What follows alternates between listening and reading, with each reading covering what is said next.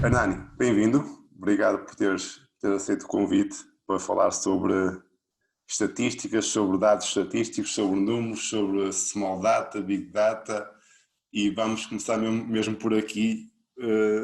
O que é isto tudo e do que é que falamos quando falamos de big data, de estatística, de small data? O que é isso? Durante muitos anos falar de estatísticas, aplicado ao futebol, falar de estatísticas era muito falar de dados históricos, usar factos com pouco contexto, como as equipas portuguesas não ganham a Inglaterra há 50 anos, ou o Jonas não marca nos clássicos. E durante muito tempo fomos habituados, ainda há muita gente com esse vício de que a estatística aplicada ao futebol é isso. Ou seja, muitas vezes vemos nas conferências de imprensa serem feitas perguntas ao treinador, os números dizem que o Sporting não ganha em certo sítio há X tempo. Isso no fundo não deixam de ser estatísticas, é certo, e pode ter algum interesse, mas são curiosidades, não nos dizem nada muito para além do óbvio, que é as equipas portuguesas neste caso têm mais dificuldade em ganhar a Inglaterra, porque os clubes ingleses têm outro poderio que os clubes portugueses não têm. O que foi acontecendo nos anos recentes é que foram aparecendo empresas que se dedicaram à recolha de dados estatísticos sobre o jogo em si, pronto.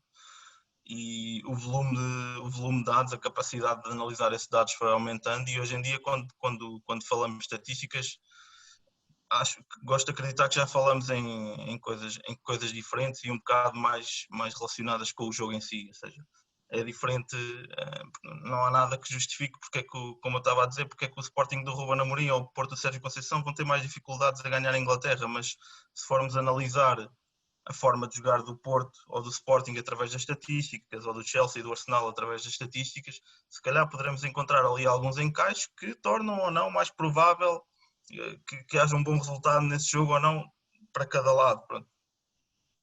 E eu acho que falar de estatística hoje em dia passou a ser falar de coisas mais concretas e mais relacionáveis com aquilo que é o jogo, que nos ajudam a identificar comportamentos padronizados nas equipas, nos treinadores, nos jogadores, e que depois nos ajudem a fazer essa transposição para a análise e para a previsão, muitas vezes, daquilo que pode ser um jogo em si, ou para a análise daquilo que foi o jogo que acabámos de ver.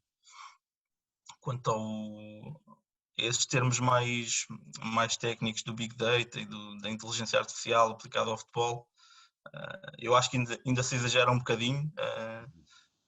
Contra nós, os estatísticos, falo, mas isto também são vícios que também existem noutras áreas, que é às vezes tentar complexificar um bocadinho mais a linguagem para tornar um bocado mais especial aquilo que nós fazemos. Faz-me lembrar a conversa do António Pereira no outro dia sobre o ataque à profundidade versus o esticar na frente. Pronto. Nós por vezes tentamos complexificar um bocadinho aquilo que é fácil. Eu, por exemplo, quando comecei a trabalhar, agora descrevo-me como data scientist, mas quando comecei a trabalhar nesta área era um data miner. Só que muitas das coisas que eu fazia eram exatamente as mesmas, só que é muito mais sexy dizer que faço ciência com os dados do que faço minério. Portanto, eu acho que nós vamos tentando encontrar alguns termos, alguns nomes e termos técnicos para tornar também aquilo que fazemos um bocado mais apelativo e mais atrativo. Mas muitas vezes também cometendo o erro de se calhar fecharmos um bocado no nosso casulo quando fazemos isso. Eu acho que eu do meu lado tento evitar isso e usar uma linguagem o mais simples possível, dependendo também com quem é que estou a falar, obviamente, mas acho que a linguagem é uma questão, uma parte importante da coisa. Big Data é um termo que também está muito em voga hoje em dia, mas não é mais do que o que se convencionou chamar a utilização de dados em grandes volumes. Não é que eles não existissem já, existem cada vez mais. O que passou a existir agora neste momento é que há ferramentas e a evolução tecnológica trouxe-nos essa capacidade de armazenamento, de mais armazenamento desses dados e a capacidade de trabalhá-los mais facilmente, algo que se calhar há 10 anos atrás não existia. Mas o Big Data é simplesmente isso, é a coleção de um grande volume de dados, de muitas fontes de dados, que nos permitem depois fazer as nossas análises mais rapidamente. A inteligência artificial já é algo que eu tenho alguma dificuldade em associar ao futebol ainda neste momento, não quer dizer que não venha a acontecer no futuro, mas a inteligência artificial não é mais do que algoritmos, algo que sempre existiu, mas algoritmos que aprendem à medida que vão recebendo os dados e ajustam-se automaticamente à medida que vão recebendo os dados. Isso aplicado ao futebol, sobretudo se não tiver a supervisão de pessoas que percebam do jogo e que percebam também o que é que está por trás dos algoritmos, acho que pode ser ainda um bocado perigoso e mais indesejável do que benéfico, porque pode-nos levar a conclusões erradas e depois são essas conclusões erradas que trazem a desconfiança e que trazem lá está, a desconfiança de quem está no meio. Uhum. Olha, falaste aí há bocado da profundidade que já é possível ir ao nível da análise das equipas, prever também comportamentos e até resultados. A que ponto é que estamos nesse nível? A que ponto de profundidade é que já chegamos? Qual é a coisa mais extraordinária que já é possível prever ou medir através dos dados? Se tivesse que escolher uma coisa mais incrível que os dados fazem, a que nível é que estamos nesse aspecto?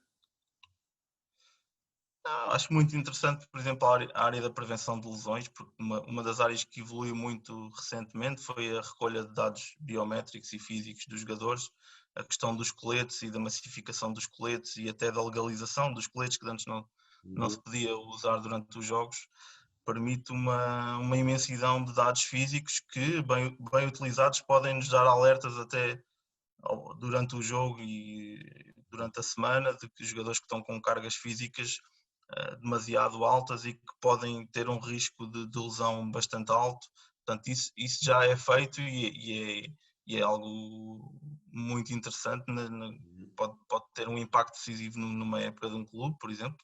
Certo. Descansar um jogador importante no momento certo pode ser super importante. Olha, e a nível do uso das estatísticas, desses números, desses dados, já se pode falar num uso massivo no futebol ou ainda não? Esta revolução começou há uns anos, não muitos, não é? Primeiro foi nas outras modalidades, como é normal quase. Chegou ao futebol, achas que nesta altura já se pode falar num uso massivo ou ainda não? É importante separar aqui um bocadinho a nossa realidade portuguesa da realidade de outros países, ou seja, por exemplo, nos Estados Unidos, mesmo dentro do futebol, já não diria massivo, mas a grande parte dos clubes já usa e isso na imprensa, na discussão sobre o jogo, já é uma coisa perfeitamente banal. Em Portugal eu resistiria muito a chamar-lhe massivo ainda neste momento, sobretudo dentro dos clubes, ou seja, já se começa a haver alguma curiosidade. E nós criámos a Goal Point Pro há cerca de 3, 4 anos e o tipo de recepção que temos hoje em dia quando vamos falar com as pessoas já é completamente diferente também por aquilo que nós viemos trazer nas redes sociais e a curiosidade que é despertada através disso. Pronto. Há sempre quem desconfie e acho que fazem bem em desconfiar, mas já há outro interesse para algumas métricas mais avançadas, etc. Agora, chamar massivo, resistindo e trabalhando nesta área em Portugal, eu acho que ainda é um bocado forte. Acho que faltam meios. Isso tem a ver só com desconfiança que falámos há bocado, ou tem a ver também com falta de dinheiro, por exemplo, para investir nessa área? Era isso que eu ia dizer. A falta de dinheiro é desculpa para muita coisa, mesmo para a criação de departamentos de scouting, como nós sabemos que até nisso nós estamos um bocado atrasados. Há muitos clubes que nem sequer isso têm e a falta de meios acaba por justificar às vezes e desculpar outras vezes o facto de não se investir em certas áreas. Mas acho que sobretudo é falta de visão de quem dirige e perceber que o investimento certo no momento certo em determinadas coisas pode trazer a vantagem competitiva e o crescimento que tu pretendes para o clube. Pronto. Agora, eu acho que é importante também de quem está deste lado, quando vai falar com as pessoas dentro do futebol, a maneira de abordar e a maneira de trazer a novidade é bastante importante. Ou seja, é como eu ir a um restaurante que já faz um grande arroz de polvo e dizer que tenho uma receita melhor que a dele. Isso nunca vai funcionar.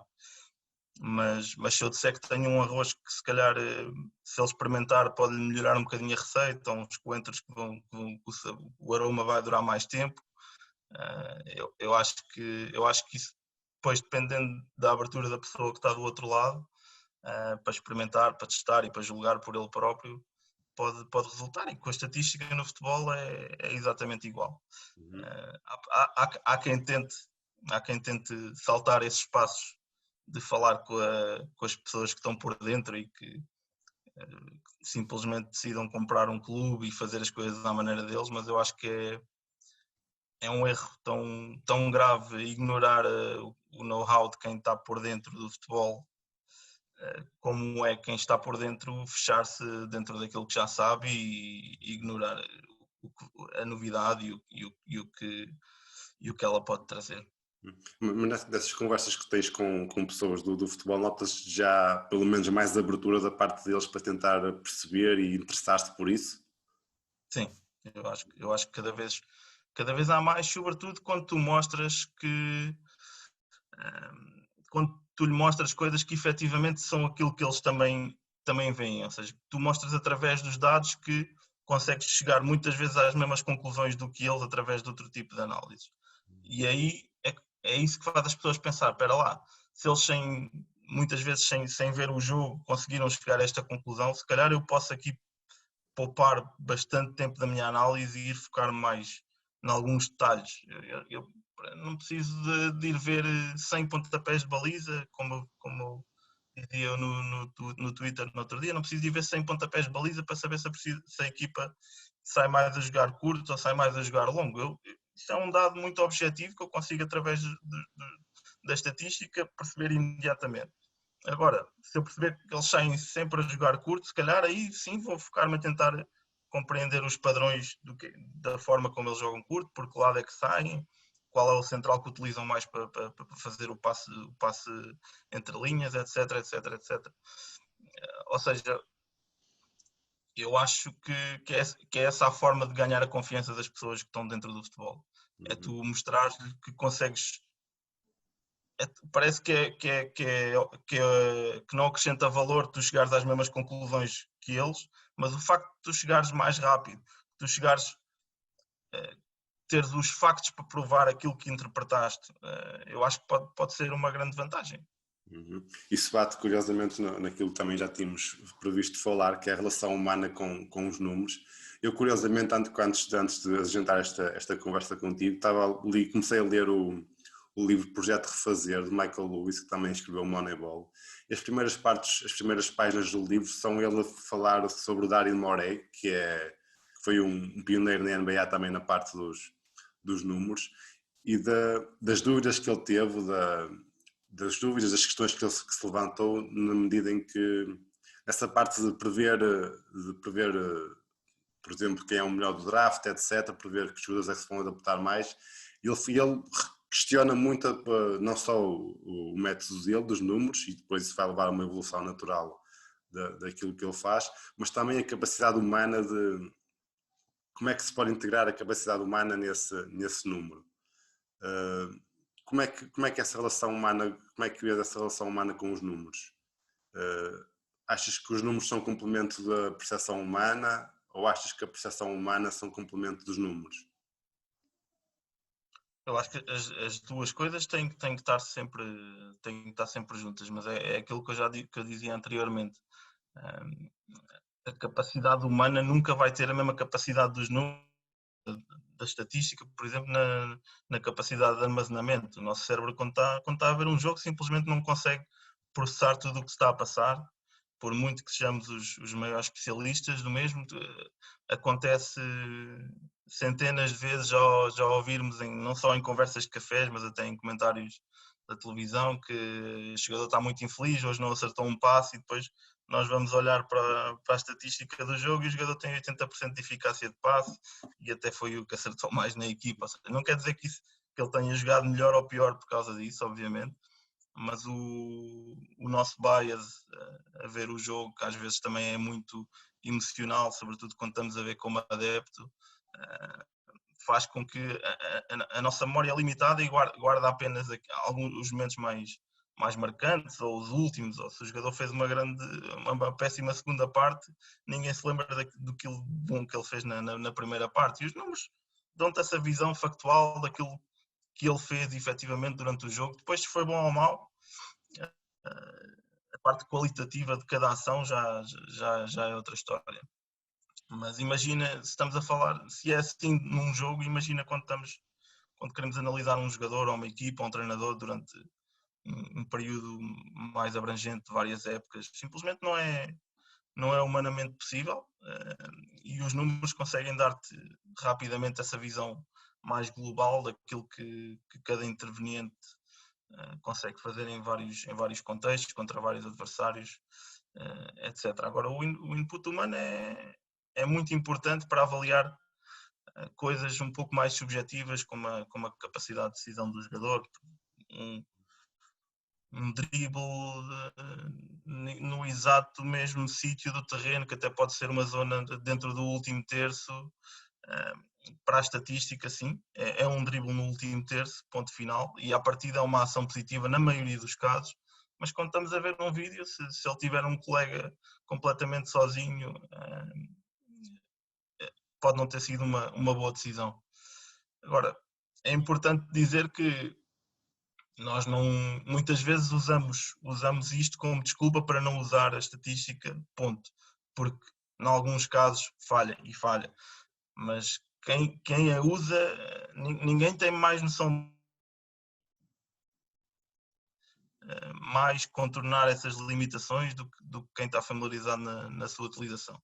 Uhum. E quando estamos a olhar para amostras grandes, esse tipo de pormenores acaba por se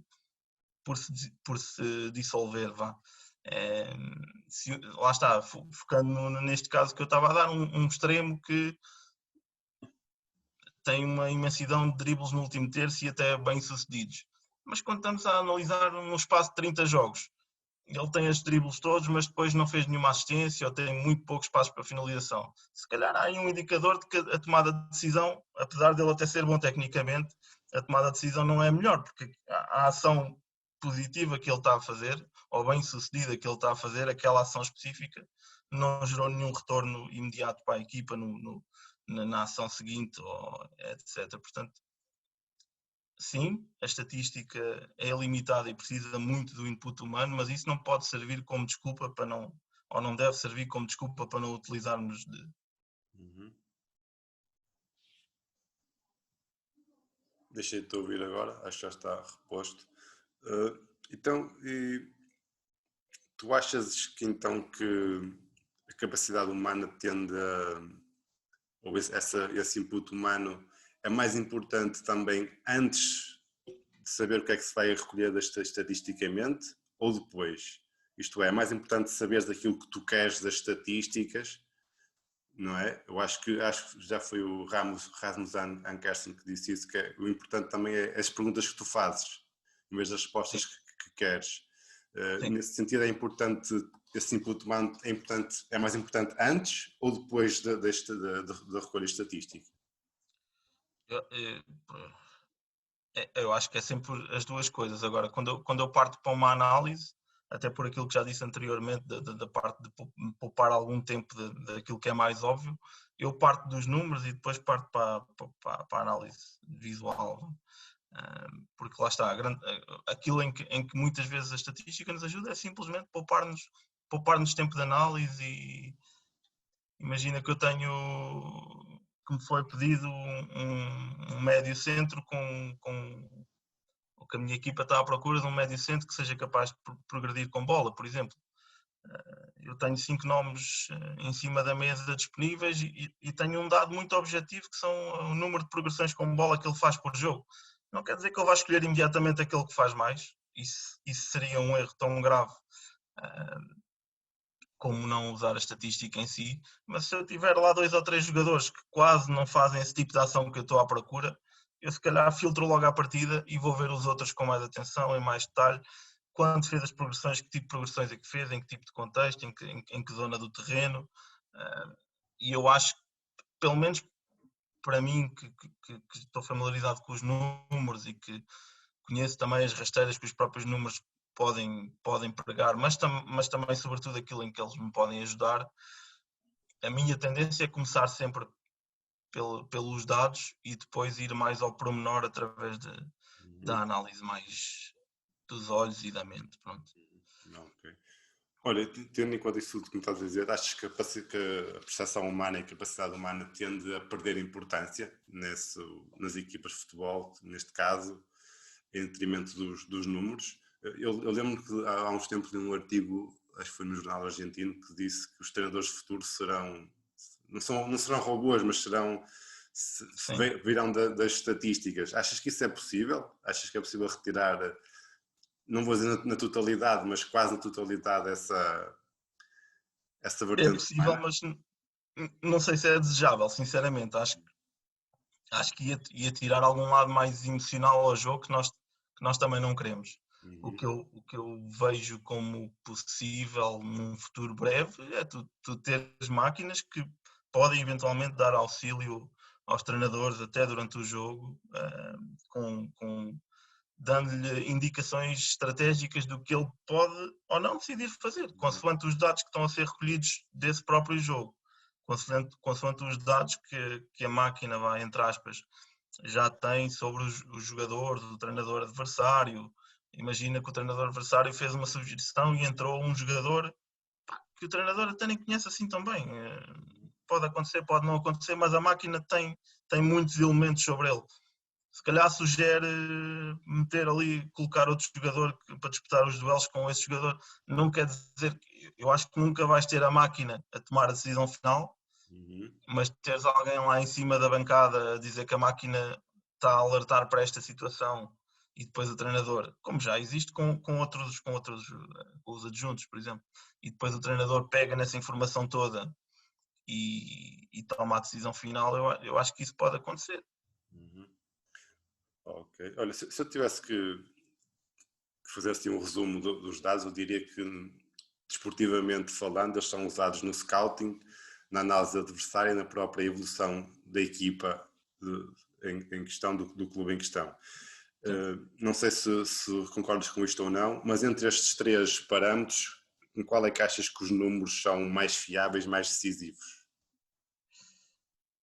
Eu acho que é sobretudo na área do recrutamento onde tu consegues medir e ter um impacto mais imediato e mais tangível, ou seja, o jogo tem sempre um lado mais caótico que torna difícil medir o impacto de cada uma das tuas decisões e às vezes tu tomas uma decisão errada e o jogo até acaba por correr bem. Faz lembrar aquela história do não chutes, o gajo chuta e olha, também está bem, não é? Isso, no fundo, o que mede o teu sucesso é sempre o resultado e o que mede o sucesso das tuas ações não devia ser sempre o resultado. No caso do scouting já é diferente. Eu acho que quando deve partir sempre de uma ideia bem estruturada daquilo que estás à procura, seja para um treinador, seja para um jogador, porque nós falamos muito de scouting de jogadores, mas a decisão de contratar um treinador é tão ou mais importante a escolha dos jogadores. E se o dirigente, o diretor desportivo, seja quem for, tem uma ideia bem definida do que é que quer para o clube, essa identificação dos recursos humanos que encaixam nessa ideia através dos números pode ser muito, muito facilitada. Não quer dizer, mais uma vez, que se toma a decisão final com base pura e simplesmente nisso, mas fazer uma shortlist e até preparar as perguntas que queremos fazer ao treinador numa eventual conversa antes de o contratar, com base na informação que já extraímos através dos números, eu acho que é onde pode ser decisivo e, sobretudo, no caso dos jogadores, tem um impacto mais imediato até a nível financeiro e do crescimento do clube. Okay. Outra coisa que muita gente repara, que muita gente fala até, tem a ver com a diferença entre dados relevantes e dados irrelevantes. Eu, por exemplo, no intervalo dos jogos e no final dos jogos aparece sempre quanto é que ele correu, quanto espaço é que ele fez. Sim. enfim, essas coisas que, como tu também já disseste há bocado, podem não significar nada, não é? Não dizem nada do que se ele jogou bem, se ele jogou mal, o impacto que ele teve no jogo e no resultado. Como é que se faz essa distinção entre dados relevantes e irrelevantes? E quais são os dados relevantes, se é que é possível dizer quais são, ou se isso varia de clube para clube, de treinador para treinador, de equipa para equipa? Como é que é essa questão? Os dados são dados, ou seja, eu acho que os dados nunca são irrelevantes. O que os torna irrelevantes muitas vezes é o que nós tentamos concluir através deles. Se Uhum. tentamos concluir que uma equipa criou mais perigo porque rematou mais, aí os remates são irrelevantes. Se tentamos concluir que uma equipa dominou o jogo porque teve mais posse de bola, pode ser um dado irrelevante. Ou seja, o que torna o dado irrelevante é a conclusão que extraímos dele, Uhum. muitas vezes errada, e não o dado em si. Agora, se nós pegarmos no número de remates, os remates em bruto dizem só que uma equipa rematou mais que a outra, pura e simplesmente. Se cruzarmos esse dado dos remates para tentar tirar uma ideia mais qualitativa dos mesmos, como se faz hoje em dia com os modelos de expected goals, e aí sim tentar quantificar através dos remates o real perigo que cada uma dessas situações criou ao adversário, aí sim, ou seja, os expected goals têm essa base também limitada, ou seja, é atribuída uma percentagem, uma probabilidade de uma situação de remate terminar em gol, tendo em conta o histórico de todos os remates feitos naquela zona, com aquele número de jogadores entre a bola e a baliza, etc, etc. Com a parte do corpo, de que passe é que veio, é que, qual tipo de passe é que foi o último passe, etc. E aí sim, 3 remates em zona dentro da pequena área podem ser um indicador de perigo muito mais relevante do que 10 remates de fora da área. E é quando começamos a tornar os dados mais em bruto e mais puramente quantitativos em algo mais qualitativo que eles começam a tornar interessantes e que nos começam a explicar melhor aquilo que foi o jogo. A posse de bola também é um tema interessante que ouvimos cada vez mais, a questão da posse de bola estéril e da Uhum. posse de bola consentida pelo adversário, que é verdade, e tipicamente a percentagem de posse de bola diz-nos apenas, ou há várias maneiras de calcular, mas tipicamente é baseada no tempo em que a equipa teve a bola ou no número de ações que a equipa teve, independentemente da zona do campo em que elas aconteceram, se foram feitas no meio campo defensivo ou se foram feitas no meio campo ofensivo. E hoje em dia já há métricas como expected threat que têm em conta como é que cada tipo de ação positiva ou negativa teve impacto na criação no aproximar da equipa à baliza adversária, e isso obviamente tem um impacto mais positivo ou mais negativo. As equipas que jogam mais direto à partida vão ter sempre menos posse de bola, mas se são bastante efetivas nesse jogo direto e se conseguem colocar a equipa rapidamente no meio campo adversário, junto à área adversária, a posse de bola aí não nos vai dizer muita coisa, ou se são muito eficientes a explorar as transições. É mais ocupação territorial do meio campo adversário que interessa do que a posse de bola em si. Portanto, o dado não deixa de ser real, é o tempo de posse de bola, ponto, e isso diz-nos que a equipa pura e simplesmente teve mais tempo a bola, mas não podemos concluir daí que criou mais perigo. Terá mais perto de criar perigo do que uma que não teve, teoricamente, mas nem sempre é verdade, e é aí que entram outras métricas um pouco mais avançadas. Uhum. Olha, e em relação a erros, porque mais do que usar os dados, mais do que recorrer às estatísticas, é importante, é decisivo saber como é que as usar, como é que as vamos usar, como é que as vamos utilizar a nosso favor, daquilo que tu conheces, daquilo que tu vais vendo e vais lendo e vais conversando com outras pessoas, certamente. Quais é que achas que são os erros mais comuns que os clubes cometem, os treinadores também, enfim, as organizações, os erros mais comuns, os erros mais prejudiciais que são cometidos no uso de dados? Eu acho que é sempre melhor, o maior erro à partida será sempre desprezá-los, né? Quem o faz. mas é um erro igualmente grave achar que nós, por comprarmos um software ou a licença de uma ferramenta que até incorpora alguns dados estatísticos, podemos dizer que estamos a usar a estatística de forma efetiva. É muito importante ter alguém especializado na matéria por trás, na interpretação dos números, perceber o que é que está por trás até da sua recolha, a definição de cada um do tipo de estatística, o que é um desarme, o que é uma interseção, o que é uma eficácia de cruzamento boa, por exemplo. É muito importante ter alguém com esse know-how por trás. E eu acho que cada vez mais vai haver, apesar dos os cursos hoje em dia não estarem ainda muito focados nesta área, mas cada vez mais vai-se caminhar na direção de uma especialização deste tipo de recursos e é importante ter alguém, seja dentro do clube ou seja fora do clube, que saiba usar os dados e saiba usar as ferramentas, que saiba tirar deles o sumo que depois permite trazer essa inteligência Essa pessoa para o clube. tem que ser quem? Desculpa interromper. Tem que ser alguém que perceba de futebol, tem que ser alguém que perceba de futebol e dos dados, tem que ser alguém que perceba da equipa em questão. Como é que tem que ser essa pessoa?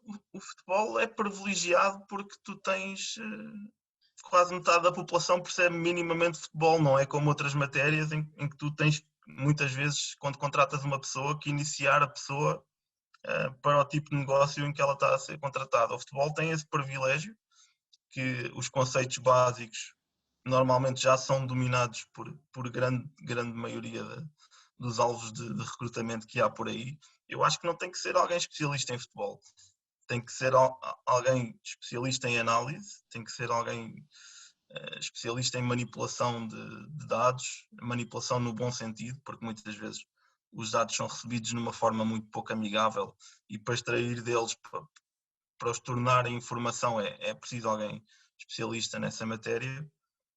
Mas depois, a partir do momento em que essa pessoa que haja confiança nessa pessoa, que ela esteja bem integrada dentro do trabalho semanal de uma equipa técnica, que ela conheça, como tu dizes, os conceitos do treinador, a forma como a equipa quer jogar, ou se aplicarmos ao recrutamento, qual é a filosofia do clube nesse sentido, havendo essa comunicação e, como tu disseste anteriormente, havendo a abertura para fazer as perguntas certas, é isso que depois vai trazer as respostas certas da parte de quem está a trabalhar os dados. Isso é o mais importante. Tu não podes achar, não deves achar que simplesmente comprar a licença de uma ferramenta te vai dar, vai permitir entrar nesse mundo e tirar logo a partir daí valor dos dados, porque senão era muito fácil, qualquer clube comprava a mesma ferramenta e a mesma ferramenta ia-te dizer, ia-te recomendar os mesmos craques a todos os clubes e depois andavam todos atrás do mesmo. Não, o importante é tu saberes muito bem o que é que estás à procura, por exemplo, quando estás à procura de um jogador, saberes detalhar muito bem para quem vai fazer essa análise o que é que tu queres, neste caso, no jogador, e depois a probabilidade desse jogador ser valorizado ou não vai depender muito de quem o coloca a jogar e do tempo de utilização que ele vai ter, e é isso que depois, no fundo, vai trazer a eficácia de entrar neste mundo, não é? Outra coisa que eu também acho importante falar tem a ver com os recursos para recorrer a esses modelos, a essas ferramentas, porque os clubes maiores têm o dinheiro para contratar os melhores físicos, os melhores cientistas, os melhores analistas, enfim, as melhores ferramentas, mas os clubes pequenos não têm essa facilidade. De que maneira é que eu, sendo um clube pequeno, posso começar a beneficiar das estatísticas, para começar? Como é que eu posso aproveitá-las bem? Como é que eu posso, sem gastar tanto como os outros clubes gastam, como é que eu posso fazer isso, recorrer a isso e beneficiar com as estatísticas? Um bocado o que eu já expliquei na pergunta anterior. Eu acho que é muito importante tu trazeres alguém verdadeiramente especializado na matéria e integrá-lo dentro da estrutura do clube da melhor forma. E não há que ter receio de trazer pessoas de fora do futebol, desde que percebam minimamente do jogo, e isso não é difícil, como eu já expliquei. Portanto, é começar, eu acho que é começar por alguém e por lhe dar essa confiança.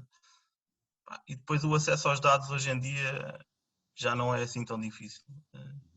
Já há muitas ferramentas que os incorporam, melhores ou piores, depois a qualidade dos dados é outra questão que dava pano para mangas, mas é sempre melhor ter qualquer coisa do que não ter nada.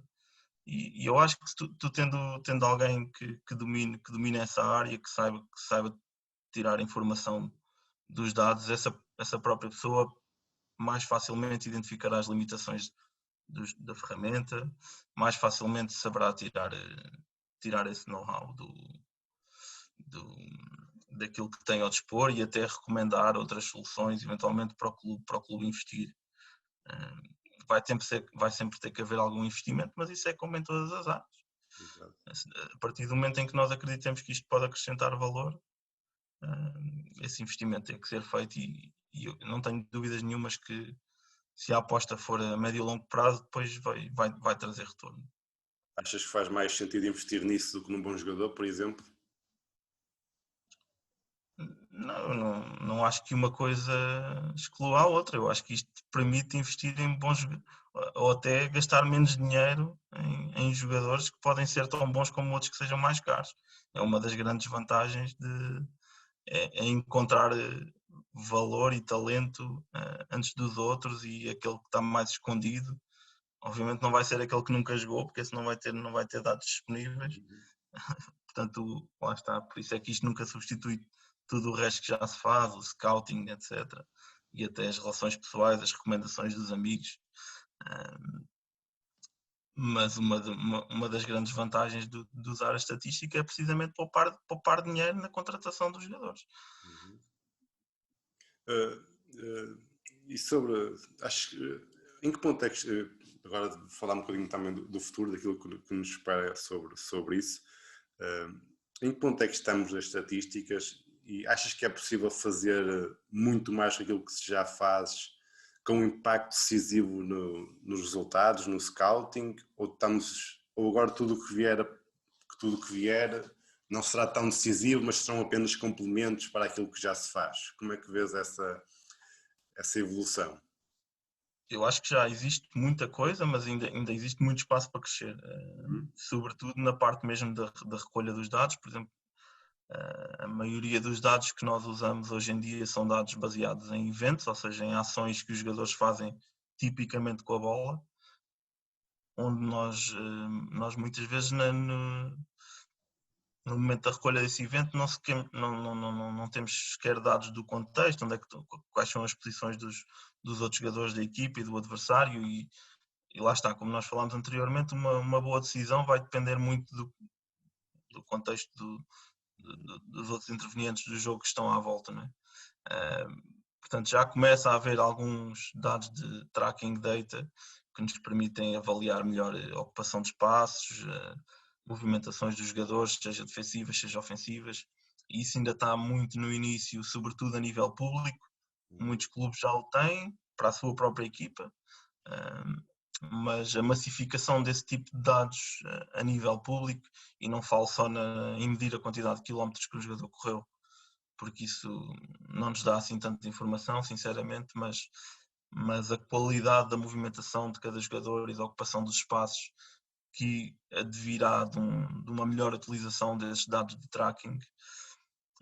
Vai haver agora um dos novos fornecedores de data providers que está a aparecer agora, que está a ganhar dimensão no mercado, vai lançar agora um novo dataset que à partida, pelo que foi indicado, dá-nos a posição de cada jogador no momento de cada ação, e isso pode vir a ser um grande diferencial, e eu acho que sim, que ainda há margem para crescer, sobretudo por aí. Depois, dentro do próprio futebol, eu acho que o natural vai ser daqui a 10, 15 anos, cada clube terá na estrutura alguém especialista em- na análise destes dados. Eu acho que se vai começar a perceber que vai ser um elemento da estrutura de um clube como outras funções, como o analista. Aqui há uns anos não foi algo recente, né? Teve 10, 15 anos, a função do analista foi crescendo e hoje todos os clubes têm alguém nessa área. Depois, se este tipo de elementos pode dar o salto para funções mais decisivas, lá está, vai depender também de outro tipo de skills que o analista de dados, neste caso, tenha, mas se tiver perfil de liderança e de comandar um grupo, porque não depois alguém que comece nesta área e que demonstre talento e que demonstre conhecimento nesta área, que lá está, que saiba dar as respostas certas quando as perguntas certas lhe são feitas, porque não achar que pode crescer para outras funções mais visíveis, vá, num clube.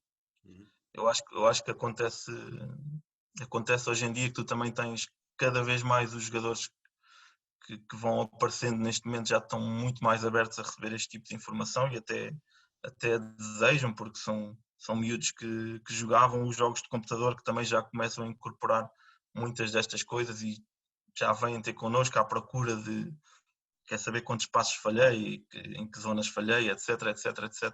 Eles já vão começar a desejar essa informação e depois, eventualmente, quando se tornarem treinadores, vão ser muito mais abertos a este tipo de coisas e eu acho que o skill set do treinador do futuro vai, pode e deve ser muito mais abrangente e vai incorporar este tipo de coisas.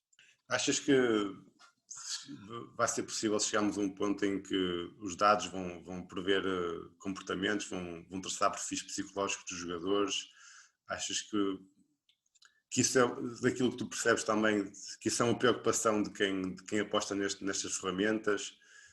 Como é que vês isso, esse aspecto? Não, tipicamente até é uma parte bastante ignorada porque supostamente não há assim muitos dados dentro não se costuma utilizar muitos dados dentro dos dados que estão disponíveis, dos fornecedores que estão disponíveis nessa área, mas por acaso posso dar o exemplo de algo diferente, diferencial muitas vezes que nós fazemos. Nós avaliamos sempre quando nos é pedido algum trabalho de recrutamento, avaliamos esse lado disciplinar porque uma das coisas que nós recebemos nos dados de cada cartão é um motivo pelo qual foi atribuído um cartão ao jogador durante o jogo. Por exemplo, sabemos se foi por uma entrada violenta, se foi por uma discussão com o árbitro, se foi por uma discussão com outro jogador, etc. E nós contabilizamos não só o número de cartões, como o número de cartões por cada motivo. E isso dá-nos essa capacidade de perceber se um jogador tem mais tendência para o conflito durante o jogo, por exemplo. E muitas vezes essa transposição é feita para fora do campo. Um jogador mais problemático dentro do campo tem tendência a ter mais, não quer dizer que seja sempre 100% verdade, mas tem tendência a criar mais problemas fora do campo. E esse é um alerta que vai sempre nos nossos relatórios quando um jogador tem esses níveis altos de cartões por motivos que tenham menos a ver com o jogo em si, vai pelo menos sempre ali um alerta do género, convém tentar perceber melhor o background deste jogador, se é um jogador problemático ou não. Portanto, sim, eu acho que ainda se pode fazer ainda melhor. Não sei, isto vai sempre depender dos dados que tu tiveres e da informação que conseguires recolher. Imagina, se fizeres um questionário ao jogador antes da sua contratação, se calhar consegues criar ali alguma maneira de identificar se está ali alguém mais problemático ou menos problemático. Agora, não sei até que ponto é que isso é fácil depois, se isso é execuível ao nível de certos níveis, de clubes mais baixos, etc. Exato. Mas sim, é uma parte muito interessante que pode ser decisiva no sucesso ou insucesso de um jogador e que muitas vezes é ignorada, assim. Exatamente. Bernardo, para terminar, só queria agora que me dissesses quais são para ti os melhores clubes a nível mundial a trabalhar com data, aqueles que devem ser referência para quem quer melhorar e evoluir ou até começar nesse, nessa versão. Já há muitos casos em Inglaterra, sobretudo, e eu acho que o Liverpool hoje em dia está mesmo está no cutting edge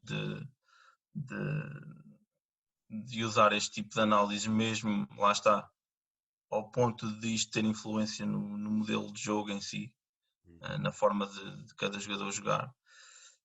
E depois tens o Citigroup, tem departamentos enormes de analistas, e depois isso vai ser mais decisivo ou menos decisivo consoante o treinador que tu tiveres em cada clube do grupo. Isso vai ser sempre importante. Mas há muitos clubes também na Alemanha, também o grupo Red Bull também utiliza muita estatística, não só no momento de recrutar, como na avaliação de todo o processo de crescimento dos jogadores. Portanto, já se começa a fazer muita coisa, e depois há aqueles casos que toda a gente conhece do Brentford e do Midtjylland, que isto é mesmo o pilar, não é? É mesmo o pilar do crescimento do clube, e tem a ver com os donos que estão por trás dos clubes, e felizmente são casos de sucesso, ou seja, os clubes têm atingido níveis que não seriam esperados num tipo de gestão mais tradicional. Não quer dizer que depois, chegados a um certo nível, seja fácil continuar a crescer até ao topo.